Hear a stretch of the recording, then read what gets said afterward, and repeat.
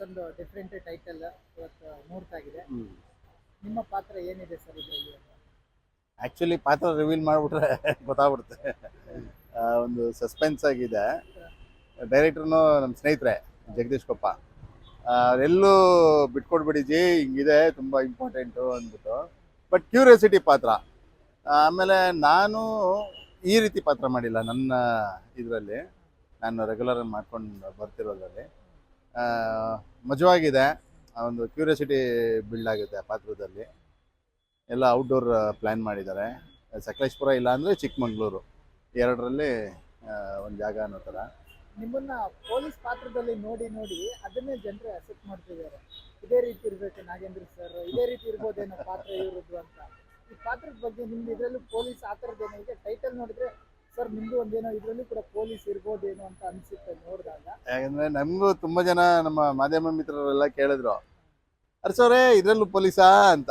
ಇಲ್ಲ ಸರ್, ಇದ್ರಲ್ಲಿ ಖಂಡಿತ ಪೊಲೀಸ್ ಅಲ್ಲ. ಯಾಕಂದರೆ ನನಗೂ ಬೇರೆ ಬೇರೆ ಥರ ಕ್ಯಾರೆಕ್ಟರ್ ಎಕ್ಸ್ಪ್ಲೋರ್ ಮಾಡಬೇಕಂತ ಇಷ್ಟ.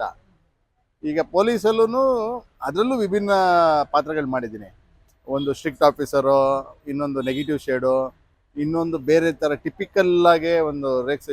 ಒಂದು ಸಿನಿಮಾ ಕಸ್ಟಡಿ ಅಂತ ಸಿನಿಮಾ, ಅದರಲ್ಲೂ ಒಂಥರ ಟಿಪಿಕಲ್ ಕ್ಯಾರೆಕ್ಟ್ರು ಮಜವಾಗಿದೆ. ಹಾಗಾಗಿ ಅದರಲ್ಲೂ ಪೊಲೀಸಲ್ಲೂ ಶೇಡ್ಸ್ಗಳು ಮಾಡಿದ್ದೀನಿ.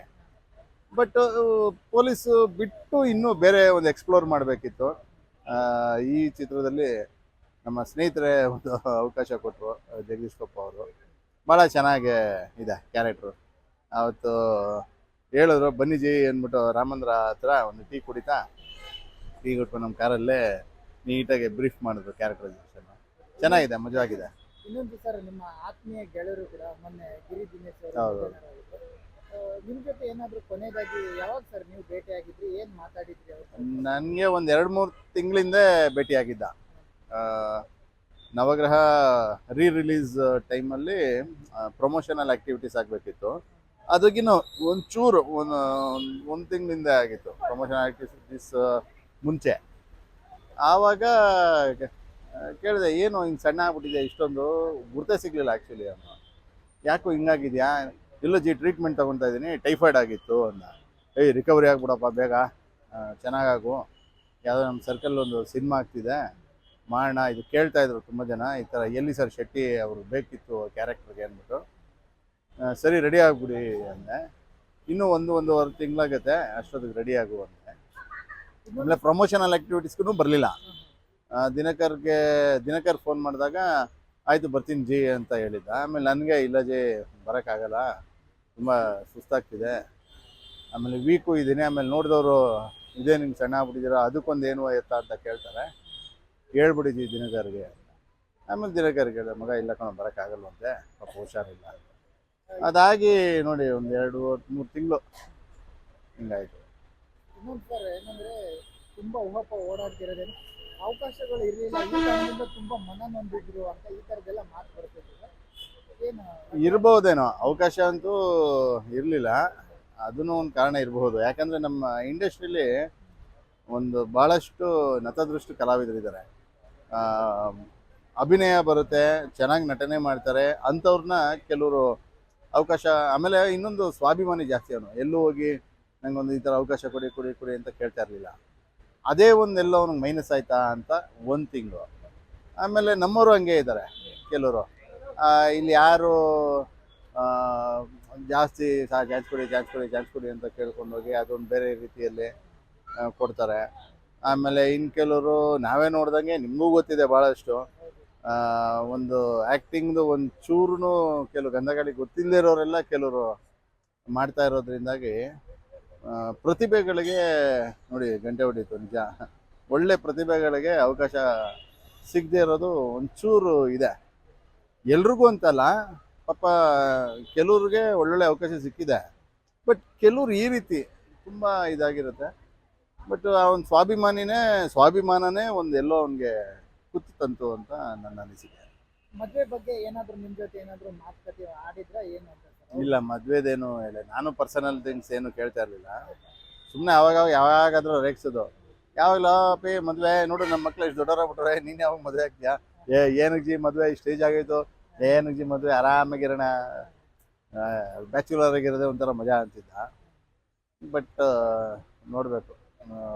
ಸಿನಿಮಾ ಬಿಟ್ಟು ಬೇರೆ ಏನಾದ್ರು ಮಾಡ್ಕೊಂಡಿದ್ರೆ ಅಂತ ನಿಮ್ಗೆ ಗೊತ್ತಾ?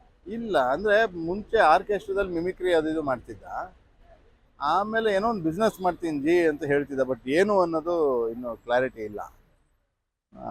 ಅಷ್ಟೇ ನನಗೆ ಗೊತ್ತಿರೋದು ಅಷ್ಟೇ. ಯಾಕಂದ್ರೆ ನಾನು ಪರ್ಸನಲ್ ತುಂಬ ಯಾರ್ದು ಪರ್ಸನಲ್ ವಿಷಯ ಕೇಳಲ್ಲ.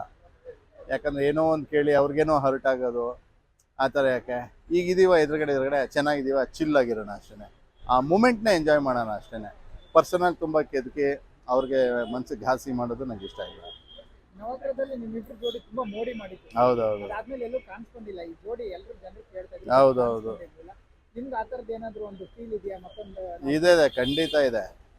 ಆಮೇಲೆ ಒಂದು ಸಿನಿಮಾದಲ್ಲಿ ಅಂದರೆ ನಂದೇ ರಾಕಿ ಸಿನಿಮಾದಲ್ಲಿ ಒಂದು ಚಿಕ್ಕ ಕ್ಯಾರೆಕ್ಟ್ರು, ಅಂದರೆ ಅಲ್ಲಿ ಒಂದು ಕಾಲೇಜ್ ಡೇ ಥರ ನಡೀತಾ ಇರುತ್ತೆ, ಅದರಲ್ಲಿ ಒಂದು ಕಾಮಿಡಿ ಸ್ಕಿಟ್ ಥರ ಒಂದು ಮಾಡಿಸಿದ್ದೆ. ನಮ್ಮ ಗೆಳೆಯನೇ ಅಲ್ವಾ, ಒಂದು ಇರಲಿ ಯಾರಿಗೋ ಬೇರೆಯವ್ರು ಕೊಡೋ ಬದಲು ಇವನೇ ಮಾಡಲಿ ಅಂದ್ಬಿಟ್ಟು ಒಂದು ಸ್ಕಿಟ್ ಮಾಡಿಸಿದ್ದೆ. ಅದರಲ್ಲಿ ಚೆನ್ನಾಗಿತ್ತು, ಸಖತ್ತಾಗಿ ಮಾಡಿದ್ದ, ಒಂದು ಫನ್ನಾಗೆ. ಆಮೇಲೆ ಅದು ಬಿಟ್ಟರೆ ಒಂದು ಸಿನಿಮಾ ಮಾಡಿದ್ವಿ ಆ್ಯಕ್ಚುಲಿ, ಇದು ತುಂಬ ಚೆನ್ನಾಗಿತ್ತು. ಶೋಭರಾಜು ಆಮೇಲೆ ನಮ್ಮ ಗಿರಿ ಕಾಂಬಿನೇಷನು, ನಾನು ಬೇರೆ ಥರ ಒಂದು ನೆಗೆಟಿವ್ ಶೇಡು, ತುಂಬ ಚೆನ್ನಾಗಿತ್ತು ಅದು. ಬಟ್ ಏನೋ ಪ್ರೊಡ್ಯೂಸರ್ದು ಒಂಚೂರು ಸಮಸ್ಯೆ ಆಯಿತು, ಅದೇನೋ IT ರೇಟ್ ಥರ ಏನೋ ಆಗಿ ಅದು ಹಂಗೆ ನಿಂತೋಯ್ತು. ಅದು ಒಂದು ಆಲ್ಮೋಸ್ಟ್ 60% ಮುಗಿಸ್ಬಿಟ್ಟಿದ್ವಿ ಆ ಸಿನಿಮಾ. ತುಂಬ ಚೆನ್ನಾಗಿತ್ತು, ಅಲ್ಟಿಮೇಟ್ ಕ್ಯಾರೆಕ್ಟರ್ ಇತ್ತು ಅದರಲ್ಲಂತೂ. ಅದು ಬಂದಿದ್ರೆ ಇನ್ನೊಂಥರ ಬೇರೆ ಥರನೇ ಒಂದು ಇಮೇಜ್ ಟರ್ನ್ ಆಗಿರೋದು. ಅದು ಅಂದರೆ ಅದು ಬಂದು ಡಾರ್ಕ್ ಕಾಮಿಡಿ ಸಬ್ಜೆಕ್ಟು. ಶೋಭಿ ಸರ್ದು ತುಂಬ ಯುನೀಕ್ ಆಗಿತ್ತು ಕ್ಯಾರೆಕ್ಟ್ರು, ಬಟ್ ಅದು ರೈಡ್ ಆಗೋಯ್ತು, ಹಾಗಾಗಿ ಅದು ಹಂಗೆ ನಿಂತೋಯ್ತು. ಚಿತ್ರರಂಗದಲ್ಲಿ ಅವ್ರ ತಂದೆಯವರು ಕೂಡ ಸಾಕಷ್ಟು ಹೆಸರು ಮಾಡಿದ್ದಾರೆ. ಹೌದು. ಇನ್ನೇನಂದ್ರೆ ಯಾರು ಕೂಡ ಅವರು ಇದಾದಾಗ, ಗಿರಿ ಅವರು ಇದಾದಾಗ ಯಾರು ಕೂಡ ಬೇಡ. ನೀವು ಬಂದಿದ್ರಿ, ದಿನಕರ್ ಸರ್ ಬಂದಿದ್ರು, ಒಂದಿಷ್ಟು ಜನ ಬಂದಿಲ್ಲ, ಒಂದಿಷ್ಟು ಜನ ವಿಷಯನೇ ಗೊತ್ತಿಲ್ಲ ಅಂತೆಲ್ಲ ಇದ್ರು. ಇದೆಲ್ಲ ನೋಡ್ತಾ ಇದ್ರೆ ಏನ್ ಅನ್ಸುತ್ತೆ ಸರ್? ಅಷ್ಟೇ, ಮನುಷ್ಯ ಇದ್ದಾಗಲೇ ಕೆಲವೊಮ್ಮೆ ಅವಕಾಶ ಇರಲಿಲ್ಲ, ಇನ್ನು ಮನುಷ್ಯ ಹೋದ್ಮೇಲೆ ಇನ್ನು ಯಾರು ಬಂದು ನೋಡ್ತಾರೆ ಅನ್ನೋ ಇದು ಕೂಡ ಅನ್ನಿಸ್ತು. ಬಟ್ ಬರಲೇಬೇಕು ಬರಬಾರ್ದು ಅನ್ನೋದು ಅಲ್ಲ, ಅದು ಅವರವರ ಪರ್ಸನಲ್ ಮೇಲೆ ಅವ್ರುಗಳು ಯಾವ ಕೆಲಸದಲ್ಲಿ ಇರ್ತಾರೋ. ಆಮೇಲೆ ಕೆಲವ್ರಿಗೆ ನೀವು ಹೇಳ್ದಂಗೆ ವಿಷಯನೂ ಕೆಲವ್ರಿಗೆ ಗೊತ್ತಿರೋದಿಲ್ಲ.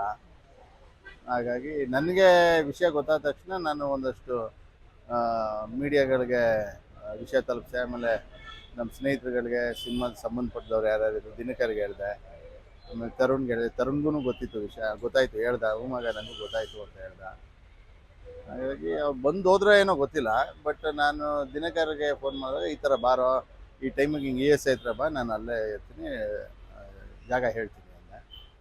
ನಾನು ಹೋಗಿದ್ದೆ, ಅಷ್ಟೊತ್ತಿಗೆ ದಿನಕರ್ನ ಮಿಕ್ಕಿದ ಆಮೇಲೆ ಕೆಲವು ಯಾರು ಬಂದರು. ಮಿಕ್ಕಿದ ನನಗೆ ಬೇರೆಯವ್ರು ಬಂದಿದ್ದು ಯಾರು ಗೊತ್ತಾಗಿಲ್ಲ. SS TV ಸಿನಿಮಾ ಜಗತ್ತಿನ ಕ್ಷಣ ಕ್ಷಣದ ಸುದ್ದಿಯೊಂದಿಗೆ.